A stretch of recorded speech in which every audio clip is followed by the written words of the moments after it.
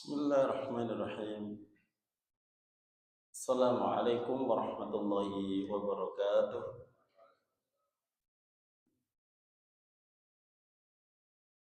Alhamdulillah nahmaduhu wa nasta'inuhu wa nastaghfiruh wa na'udzu billahi min shururi anfusina wa min sayyiati a'malina. May yahdihillahu fala mudilla lahu wa may yudlil fala hadiya lahu. أشهد أن لا إله إلا الله وحده لا شريك له وأشهد أن محمدا عبده ورسوله لا نبي بعده. اللهم صل وسلم وبارك على سيدنا محمد وعلى آله وصحبه ومن تبعهم بإحسان إلى يوم الدين. قال الله تعالى في القرآن العظيم: أعوذ بالله من الشيطان الرجيم. يا أيها الذين آمنوا اتقوا الله حق تقاته ولا تموتن إلا وأنتم مسلمون. وقال صلى الله عليه وسلم: من يريد الله به خيرا يفقهه في الدين.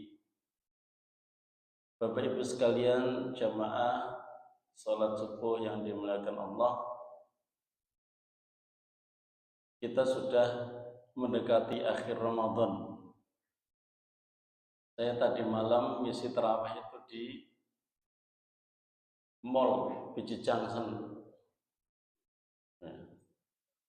Di mall sekarang luar biasa padatnya. Dari sekian puluh ribu orang yang masuk mall itu, di parkiran itu penuh semua. TP juga penuh, Biji Junction juga penuh. Diharapkan mereka mudah-mudahan mereka itu belanjanya sebentar gitu. Tapi ketika taraweh cuma satu baris di masjid mall. Ya, ini pertanda dan fenomena yang ya antara sedih dan bahagia. Sedihnya kenapa masjidnya sepi, bahagia yang namanya orang masuk mall itu kan berarti punya duit. Berarti orang-orang itu punya duit sebenarnya. Ya. Alhamdulillah di dalam kondisi ekonomi yang sangat sulit mereka masih punya uang. Paling enggak di saku mereka mungkin lebih dari 100.000. Jamaah sekalian rahimakumullah, kita diingatkan oleh sebuah hadis Rasulullah sallallahu alaihi wasallam, kana nabiyyu idza dakhala al-'ashru shadda mi'zarahu wa ahya lailahu wa yaqadha ahlahu. Nabi kalau sudah memasuki 10 hari terakhir itu mengencangkan sarungnya, menghidupkan malamnya dan membangunkan keluarganya. Itu semangat yang ingin kita bangun. Mengejar Lailatul Qadar itu butuh perjuangan. Kebetulan di sini ada masjid yang bagus, bisa untuk cocok ya, melakukan iktikaf. Jadi amalan-amalan apa yang harus kita lakukan pada saat kita memasuki 10 hari terakhir di bulan Ramadan, hal yang paling mendasar yaitu marilah kita iktikaf. Nah, kita niati sekarang iktikaf. Ya. Walaupun Lailatul Qadar itu datangnya malam saja. Namanya juga Lailah, malam gitu. Jangan sampai malam berada di perjalanan mudik, itu yang perlu jadi catatan. Karena kalau sudah H-min itu biasanya kemacetan luar biasa. Jangan sampai Lailatul Qadar datang posisi kita sedang di tengah jalan. Ya. dan macet lagi. Ketika macet, bawaannya emosi terus, ya kan? Tandin dan lain sebagainya kan. Badan juga nggak nyaman, makanya dihindari malam-malam itu berada di tengah jalan. Ya. Mudiknya bisa siang hari. Nah, kalau malam dihabiskan dengan apa? Dengan i'tikaf. Sebagaimana yang dilakukan oleh Rasulullah Shallallahu Alaihi Wasallam. Membangunkan keluarganya artinya khusus 10 hari terakhir bulan Ramadan itu perkuat dengan ibadah.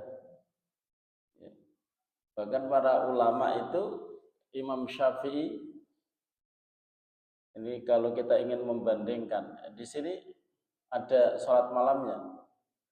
Nah, ada sholat malamnya. Sholat tarawih iya, sholat malam juga iya. Imam Syafi'i itu ternyata mengkhatamkan Al-Quran di setiap hari bulan Ramadan itu 2 kali, dan itu di dalam sholat. Nah, kalau kita kan sering mengkhatamkan Al-Quran tapi di luar sholat. Tadi ada riwayat bahwa Imam Syafi'i mengkhatamkan Al-Quran 2 kali dalam setiap hari, itu di malam hari, yaitu ketika melakukan sholat malam. Jadi sebuah tarawih yang panjang, ya, sebuah tarawih yang panjang sekali. Nah, kalau kurang panjang di sholat malamnya. Kalau kita dulu belajar di Sudan, nyari masjid yang setiap hari baca 1 juz untuk di sholat tarawihnya itu sudah biasa. Nah, ada yang kemudian dilanjutkan dengan sholat malam juga membaca 1 juz. Di Surabaya belum ada. Nah, masjid mana yang punya potensi untuk 1 juz setiap malamnya? Masjid Al-Ikhlas daftar ya, monggo gitu.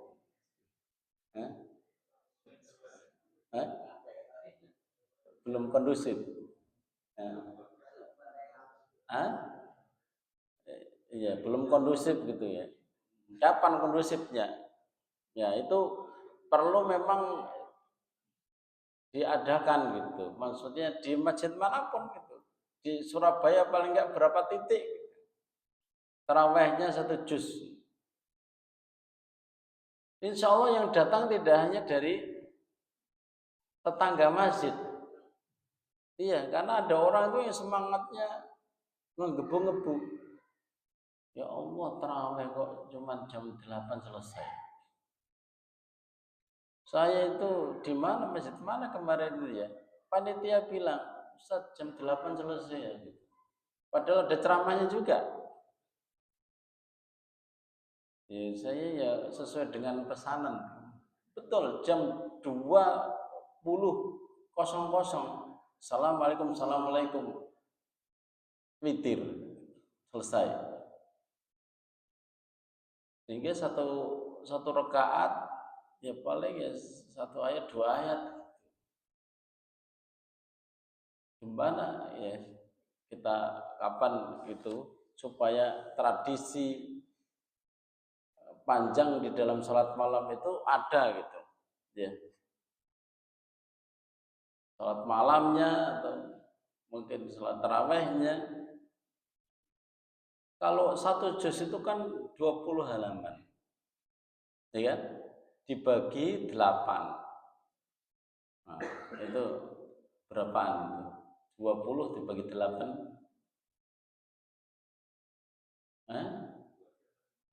2,5. 2 halaman setengah. Tapi kalau pilih imam yang betul-betul kalau didengerin itu kita nggak bosan gitu, ya kan? Pilih yang kira-kira kalau dibaca ayatnya itu kita kayak terbang gitu. Itu pilih yang betul-betul grade A lah. Kalau stitki itu kan masang, kalau diminta imam itu ada 3 grade. Grade A, grade B, grade C. Nah, yang CC itu minggir dulu lah kan kalau 1 juz. Nah, ini yang grade A. Suaranya ya deket-deket dengan Imam Masjidil Haram lah gitu loh istilahnya. Ya. Nah, jamaah sekalian rahimahumullah, kenapa ini penting? Ya, kenapa ini penting? Imam Al-Kasani ya seorang ahli fikih dari mazhab Hanafi itu, beliau pada zamannya itu sudah bilang begini. Ya.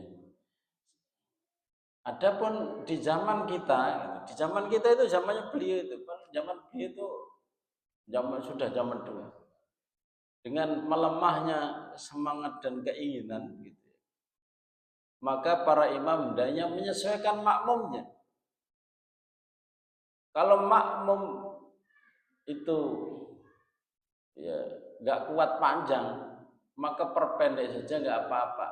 Beliau bilang gini, lebih baik banyak makmumnya daripada panjang bacaannya sedikit makmumnya. Jadi yang dilindungi itu makmumnya. Tapi kira-kira kalau makmumnya jenengan itu bagaimana?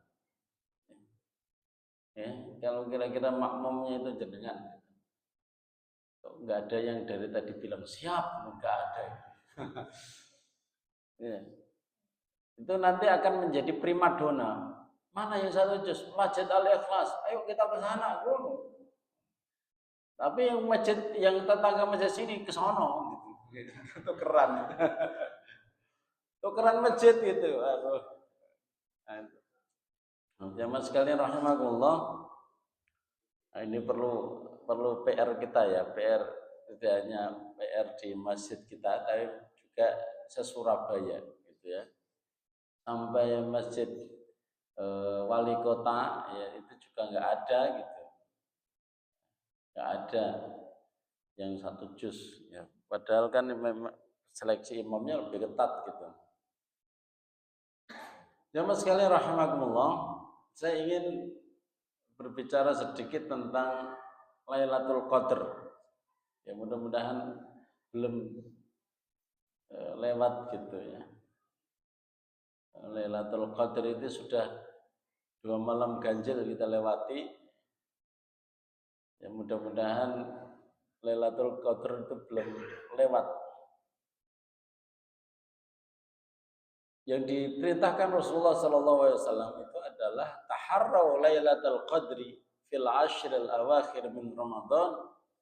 Carilah malam Lailatul Qadar itu di 10 hari terakhir bulan Ramadan.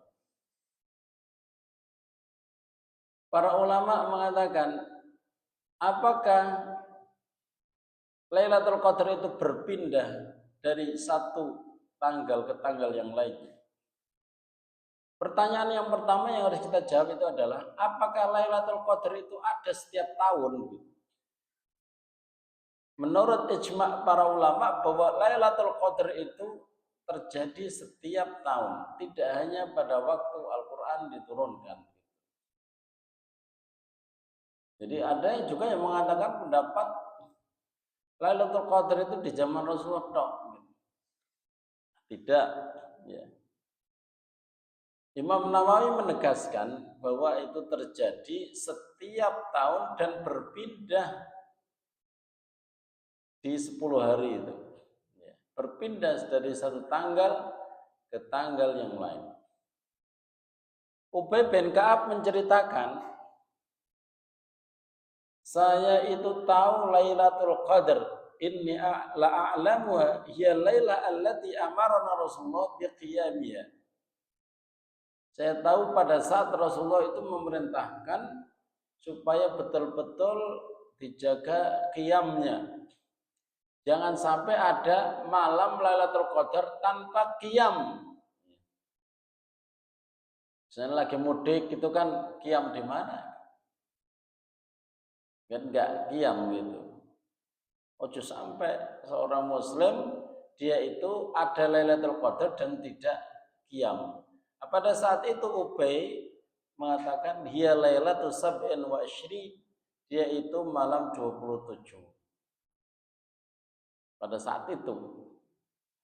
Imam Nawawi mengatakan wa qala al-muhaqqiqun innaha tantaqilu. Menurut para ulama yang meneliti bahwa Lailatul Qadar itu berpindah. Fatakunu fi sanatin lailati sab'in wa isyrin. Boleh jadi pada tahun tertentu itu malam 27, wa fi sanatin lailah thalasin wa isyrin. Mungkin pada tahun yang lain tanggal 23 Ramadan. Wa sanatin lailah ihda wa isyrin. Mungkin pada tahun yang lain 21, wa lailatun ukhra bahada adhar, dan mungkin malam yang lain, dan ini adalah pendapat yang paling kuat. Nah gitu. Jadi Imam Nawawi mengatakan berpindah-pindah itu. Makanya kita diminta untuk selalu siap standby untuk menyambut yang namanya malam Lailatul Qadar. Ya. Yang sering ditanyakan apakah wanita haid, nifas, atau yang punya uzur sakit itu mendapatkan Lailatul Qadar. Mendapatkan Lailatul Qadar sesuai dengan uzur yang dia punya. Idza maridal 'abdu aw safara kutiba lahu ma kana ya'maluhu sahihan muqiman. Jika seorang hamba sakit atau safar, dia akan mendapatkan pahala seperti orang mukim dalam kondisi dia sehat. Biasanya orang yang nifas, orang yang ada udzur sakit itu ya, itu dia juga merasa, waduh saya kok di malam likuran malah haid, oh saya kok malah sakit di malam likuran, ini bagaimana? Nah ini jamaah sekalian rahimakumullah, kalau ada perasaan seperti itu, merasa ketinggalan, maka bertanda bahwa dia itu orang yang baik. Sebenarnya dia ingin supaya bisa sampai itikaf gitu. Perempuan juga ada itikafnya. Jadi tidak hanya laki-laki, itikaf bagi perempuan harus disediakan. Bahkan di iktikaf kita ini termasuk iktikaf ya. Mohon maaf, kita ini mencari pendapat yang bagaimana supaya 1 jam 2 jam itu jadi iktikaf. Itu pendapat yang paling minimal. Karena ada ulama yang mengatakan yang namanya iktikaf itu ya paling lama 1 hari 1 malam. Kalau iktikaf sejam 2 jam tidak dinamakan iktikaf.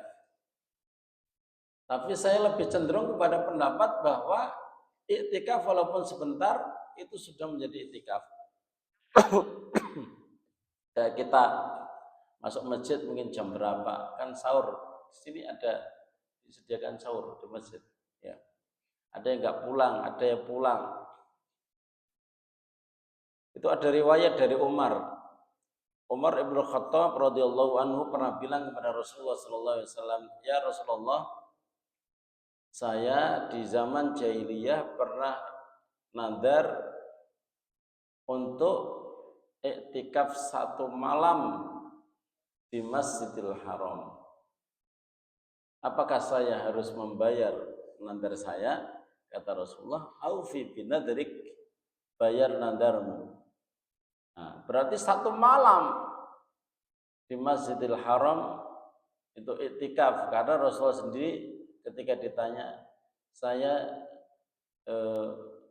nadar iktikaf 1 malam. Oh berarti kurang dari 1 hari 1 malam boleh.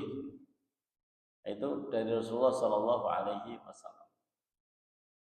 Memunculkan niat itu kelihatannya sederhana, tetapi penting. Ya.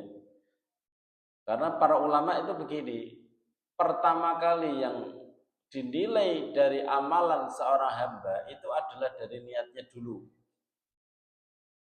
Ada amalan kakap tapi pahalanya teri karena gara-gara niatnya itu kurang kuat. Orang dapat pahala kakap harusnya tapi dia dapat teri sendiri. Kenapa bisa begitu? Karena niatnya nggak ditata. Kata Ibnu Mubarak, kam min amalin kabirin tusaghiruhu an-niyah. Banyak amalan kelas kakap tapi dibikin kecil sama niatnya. Kayak misalnya nih, tidak hanya masalah ibadah. Masalah nikah itu kan sebenarnya niatnya kalau ditata dengan baik itu kelas kakap itu.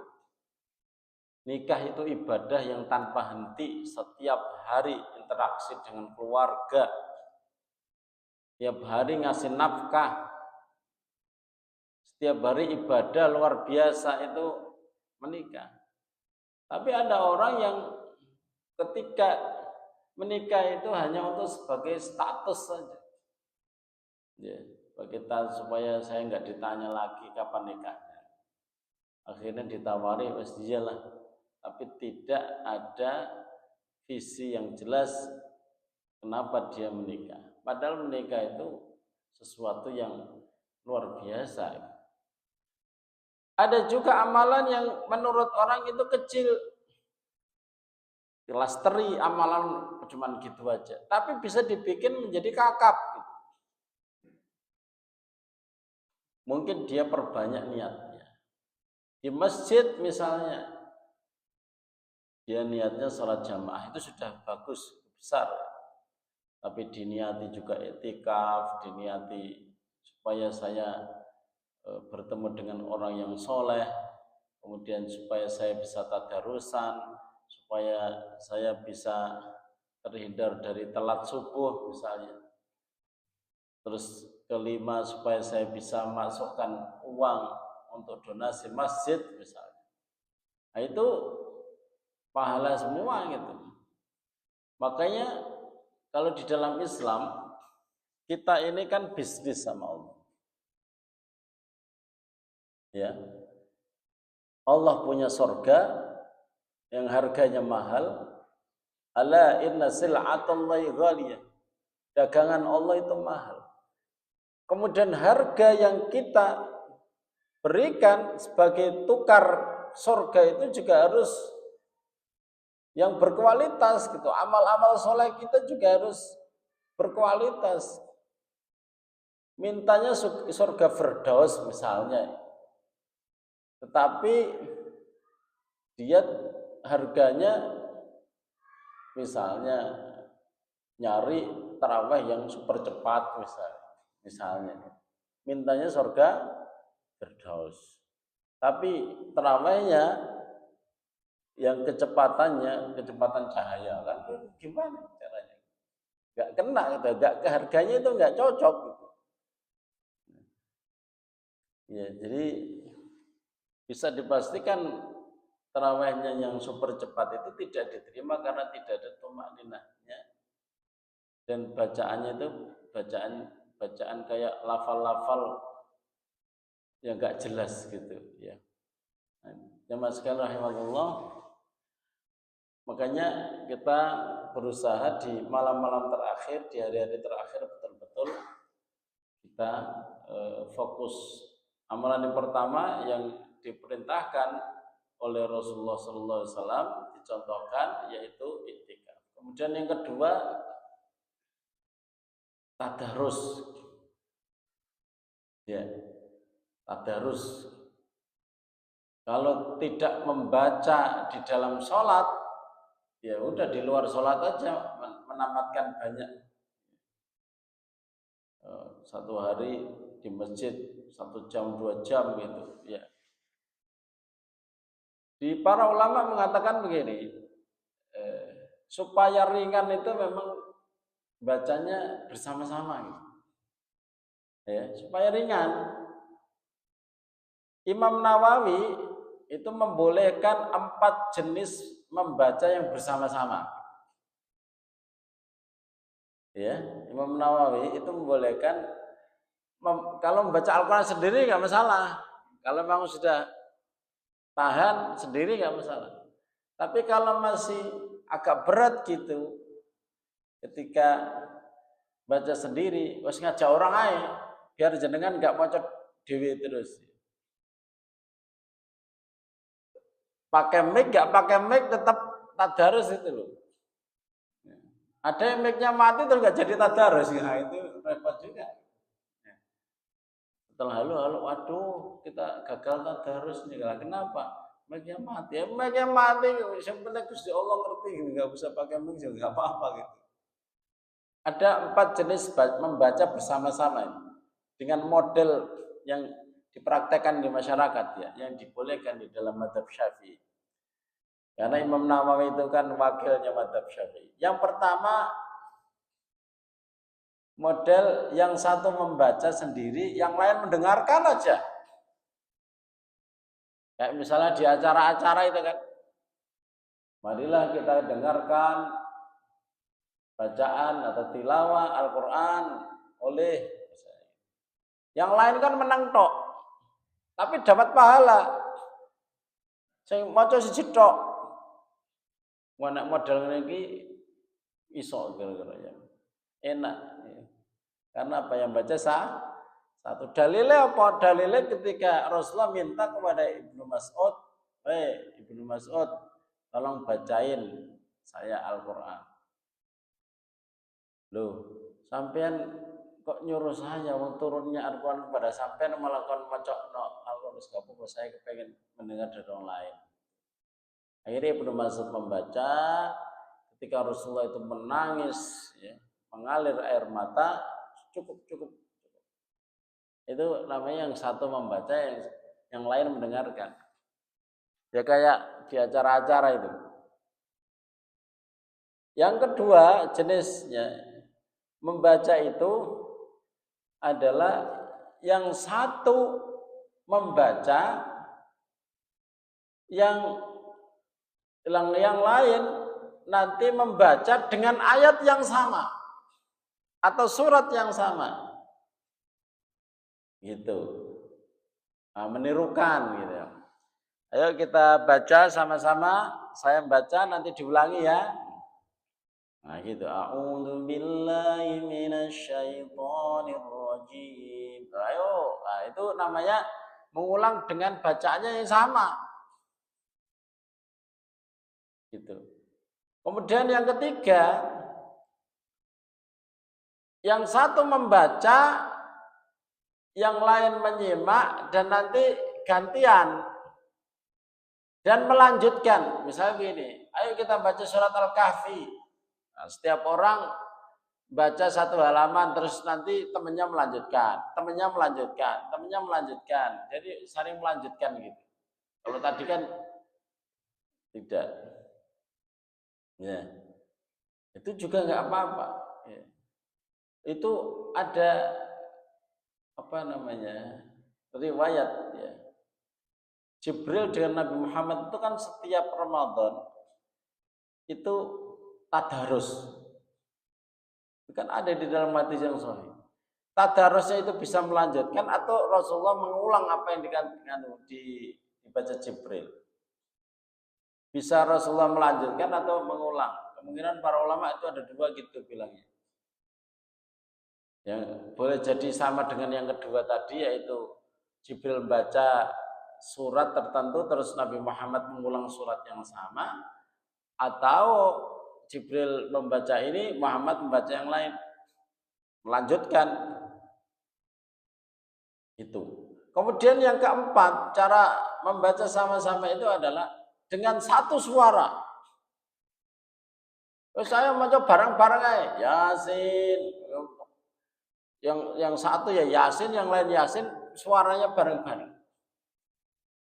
Imam Nawawi membolehkan yang keempat ini juga gitu. Semuanya empat-empatnya dibolehkan. Tetapi yang banyak kritikan itu yang keempat ini. Kalau bacanya sama-sama, kualitas bacanya beda-beda. Ada yang dia bacanya itu nggak tepat gitu. Ya kan nggak ada yang menyimak gitu. Ono sing cuman gandol tok. Kira-kira jenengan baca Yasin bareng-bareng itu udah maca betul kabeh apa sing ono sing anggar gandol wis bareng. Banyak yang gandol, Pak. Ya. Karena yang kenceng mikir cetok kan, yang lain gandul lah. Nah, kritikan yang terakhir dari ulama-ulama lain itu karena apa? Nah iso kok sing nomor 4 gitu. Soalnya nomor 4 itu banyak sing gandul loh. Mendingan dia menang malah enak dengerin. Ya, mending gitu. Makanya kadang nek banyak ya kalau banyak yang belum bisa membaca itu mendingan diam aja dengerin malah enak. Daripada baca bareng-bareng suaranya kadang moco deh, kadang enggak, kadang moco, kadang yang paling kenceng itu kan yang pegang mic ya, pegang mic. Itu 4 ini dibolehkan, tapi yang mendapat kritikan banyak dari ulama itu adalah yang nomor 4 gitu. Makanya kita kalau bacanya kurang bagus, belajar terus.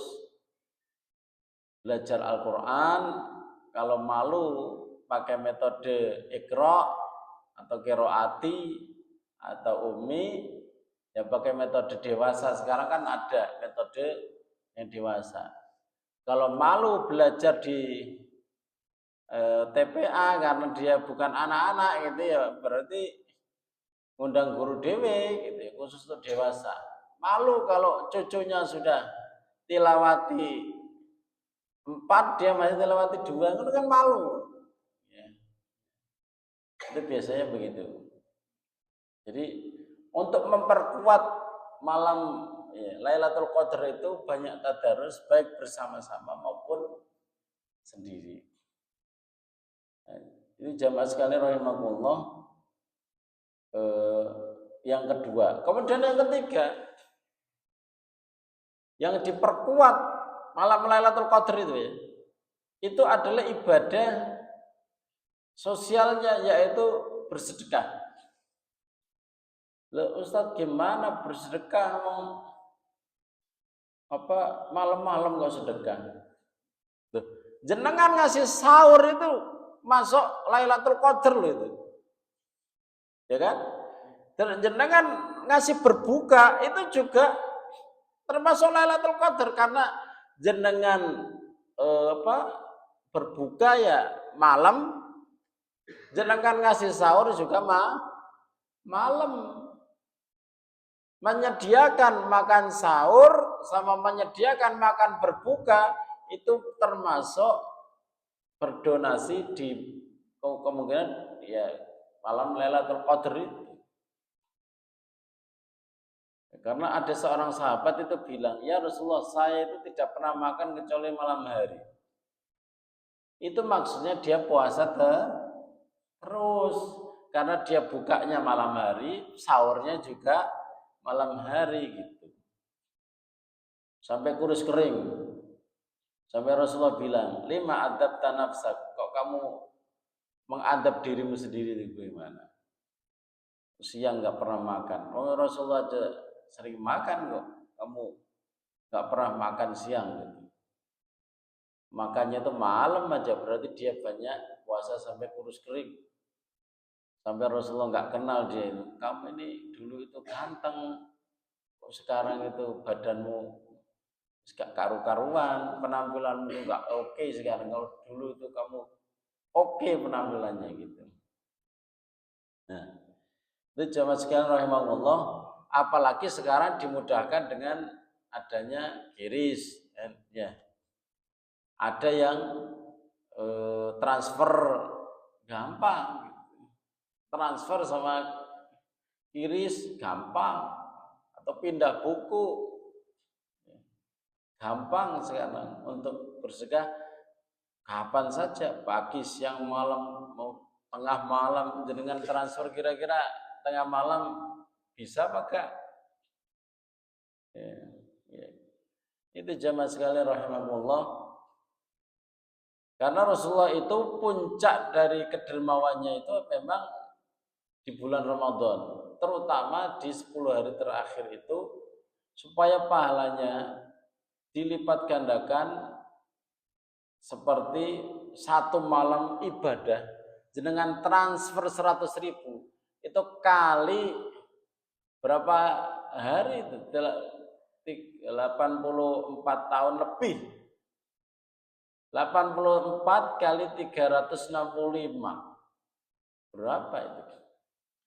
Kenapa sih ada malam Lailatul Qadar yang dilipat gandakan pahalanya sampai sedemikian itu? Karena salah satu sebabnya umur umat Muhammad itu rata-rata 60 sampai 70. Gitu. 60 sampai 70 saja. Rata-rata. Kalau ulama bilang kalau dulu para nabi sampai ribuan, kalau kita terbatas umurnya sehingga dilipat gandakan pahalanya. Ini jamaah sekalian rahimakumullah, mudah-mudahan mengenai masalah tanda-tanda ya, tanda-tanda itu wis gak usah fokus sama tanda-tanda. Yang penting anggap bengi melakukan ibadah. Engko nek dikasih tanda-tanda, wah iki tanda-tanda gak ono aku gak ibadah ngono malah. Namanya tanda-tanda itu mendekatkan aja, bukan kepastian gitu. Misalnya ketika malam Lailatul Qadar itu malam yang enak, jadi semangat ibadahnya itu tidak seperti biasanya karena turunnya malaikat itu. Jenengan kalau ibadahnya ditemani malaikat itu semangatnya berbeda. Soalnya setan-setan nggak berani kan, setan dari jin kan sudah diikat gitu ya. Hanya yang dari manusia ini juga sering mengganggu juga gitu. Nah,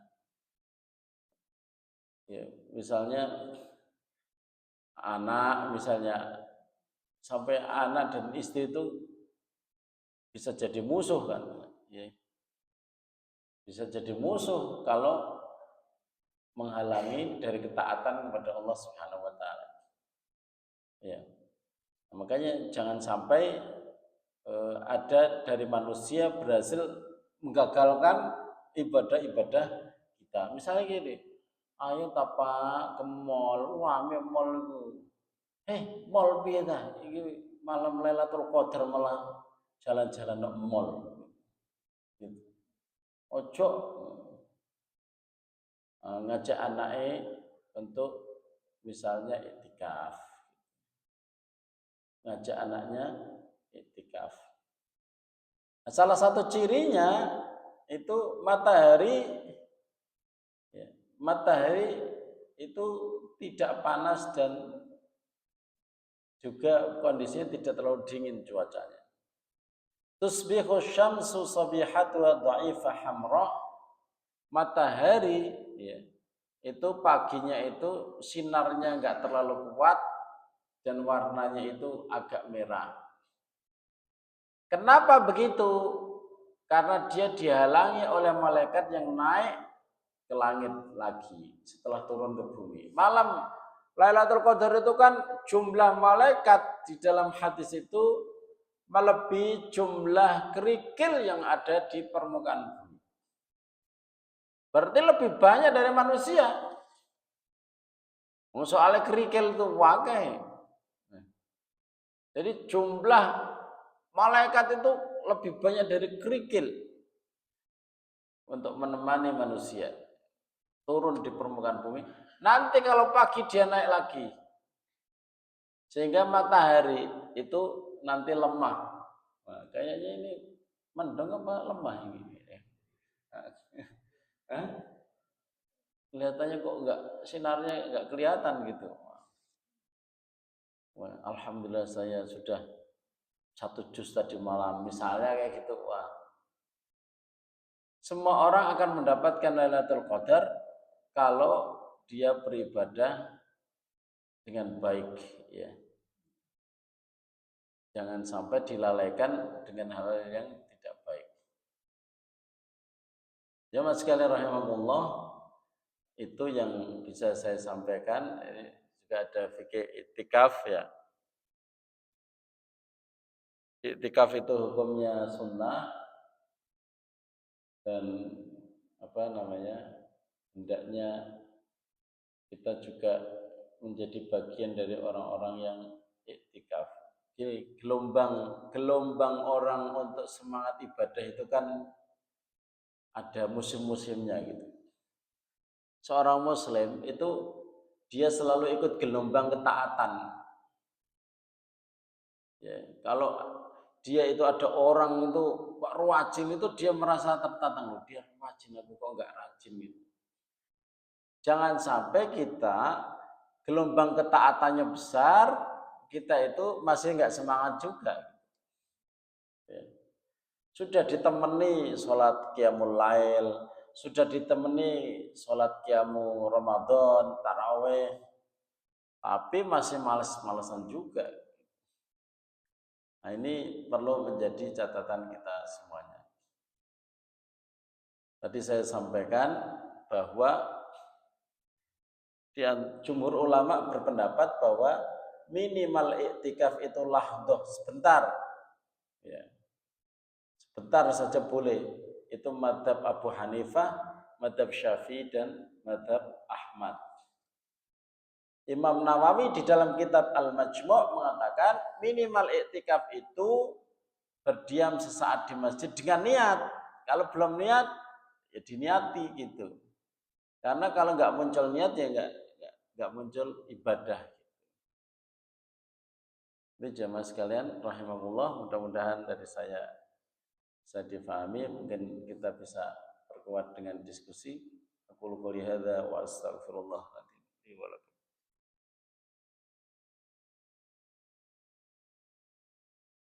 Ada yang ingin diskusi? Kayaknya udah ngantuk kabeh. Qiyam semua ya, qiyam tarawih juga, malam juga. Tapi jangan sampai meninggalkan yang sebelum tidur ya. Maksudnya gini, aku nanti sholatnya yang habis tidur saja. Karena banyak ulama itu mengatakan bahwa sholat yang sebelum tidur, yang disebut dengan tarawih, itu lebih afdal daripada yang dilakukan setelah tidur. Itu yang dilakukan oleh Rasulullah, itu yang dilakukan kemudian digalakkan lagi oleh Umar dengan imamnya Ubay bin Ka'ab. Kalau jenengan ikut, misalnya kepengen ikut satu, ikut yang sebelum tidur.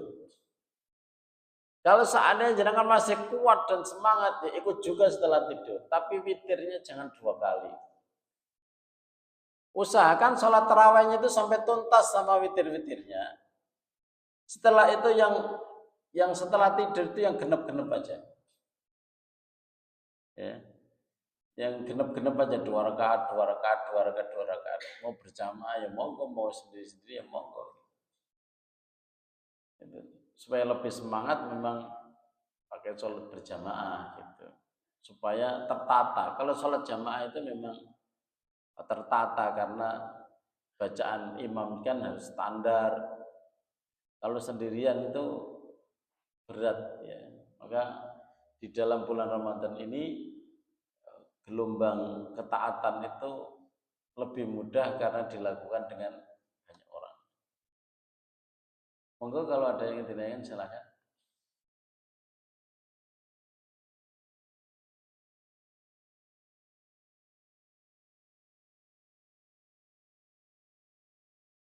Ibu-ibu, wonten.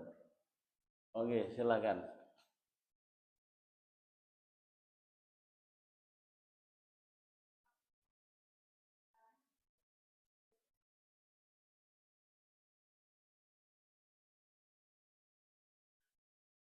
Ketika infak ya, itu apakah ada doanya? Maksudnya, ada doanya yang ngeluarin apa yang dikasih? Yang ngasih. Ya. Setiap kita infak itu apakah ada doanya? Doanya itu, Rabbana taqabbal minna innaka antas samiul alim. Ya Allah terimalah sedekah saya. Itu doanya Nabi Ibrahim yang ada di dalam surat Al-Baqarah. Karena untuk menguatkan keikhlasan kita itu kadang dengan berdoa gitu. tapi sifatnya nggak wajib. Cuman kita ini termasuk orang-orang yang kalau bersedekah itu kan kadang muncul sifat-sifat yang nggak baik gitu. Ingin didengar, ingin dilihat. Apalagi kalau nominalnya dia yang paling besar. Sumbangan misalnya makan sahur dari si fulan sejumlah 5 juta. Setelah teman-temannya itu 500.000, 200.000, 100.000, langsung melonjak dia, namanya disebut 5 juta. Itu perlu dibantu dengan ya Allah, terima amal kebaikan saya ya Allah, jangan sampai saya itu ria untuk nyumbang masjid ya misalnya gitu. Atau dibikin hamba Allah juga gak masalah gitu ya. Ada orang yang gak mau disebut namanya. Ya doanya itu supaya doa diterima ya. Diterima amal kebaikannya. Insya Allah seperti itu ya. Ada yang lain? Tidak ada. Berarti yang penting ojo tidur setelah subuh. Nah, tidur setelah subuh itu menghalangi rezeki, Pak. Ngantuk kaya apa? Ditahan itu sampai nanti syuruk. Ini sudah syuruk kayaknya. Terus tidur aja nggak apa-apa, Pak. Ya. Ojo sampai dalam hidup, wis pokoknya seumur hidup lah. Ojo sampai tidur setelah subuh, Pak. Kecuali kalau sakit loh, Pak. Pak iso, Pak. Jenengan itu nanti mendapatkan doa Rasulullah itu. Allahumma barik li ummati fi bukuriha. Ya Allah berkahi umatku di dalam bangun pagi-paginya. Artinya saya itu tipsnya supaya jenengan dan kita semua tidak sulit mencari rezeki itu adalah jangan tidur setelah subuh sampai terbit matahari. Adapun terbit matahari turu sedelok gak apa-apa. Ya. Ojo seharian Pak, engko gak kerja. Sediluk aja. Kemudian yang kedua Pak, bantu orang lain. Walaupun ekonomi sulit, tetap membantu orang lain sesuai kemampuan. Ya. Jadi di saat orang-orang misalnya nyumbang dikit, jenengan, waduh 200.000 untuk iuran berbuka, gak apa-apa gitu. Nanti akan diganti Allah dengan cepat. Ya. Kayak yang dikatakan Rasulullah kepada Asma bintu Abi Bakar. Ketika beliau itu menghadap Rasulullah, ya Rasulullah, dalam kondisi ekonomi saya dengan Zubair bin Awam yang gak jelas kayak begini. Suaminya itu Zubair itu termasuk yang model-model kurang pintar nyari duit. Itu Asma datang kepada Rasulullah, gimana ya Rasulullah? Rasulullah bilang begini, la tuki, ojo pelit, fayuka alaiki, nanti kamu dipelitin. Masa dipelitin itu Allah menahan rezekimu. Jadi untuk keluar dari zona kefakiran itu memang berusahalah untuk membantu orang lain sesuai dengan kemampuan. Itu. Dan itu saya rasakan memang betul. Memang betul ketika kita membantu orang lain itu Allah membantu kita. Sudah miskin, ekonomi sulit, pelit, waduh wis mati ae kena ngono. Sulit. Justru keluar dari zona kemiskinan itu harus membantu. Itu namanya jenengan memancing supaya Allah itu ngasih banyak itu. Ya Allah, dengan keterbatasan saya ngasih orang lain bantuan. Itu. Sehingga Allah itu ngelihat, oh iya, dia mengharapkan pertolongan dari saya. Ya Allah itu tahu apa yang dilakukan hambanya. Insya Allah seperti itu. Jadi jangan tidur setelah subuh sampai terbit matahari. Kemudian yang kedua, ojo pelit. Pelit akan hidup, menjadikan hidup semakin melilit. Ya. Dan nanti kehancurannya itu ketika di akhirat, la tahsabanna alladziina yabkhaluna bima atahumullahu wa khairal lahum bal huwa khairul lahum bal huwa syarrul lahum sayutawwaquna ma bakhilu bihi yaumal qiyamah. Jadi orang pelit itu dibelenggu dengan hartanya sendiri gitu. Mudah-mudahan bermanfaat. Aku qouli hadza wa astaghfirullahaladzim li wa lakum. Subhanakallahumma wa bihamdika asyhadu an la ilaha illa anta astaghfiruka wa atubu ilaik. Assalamualaikum warahmatullahi wabarakatuh.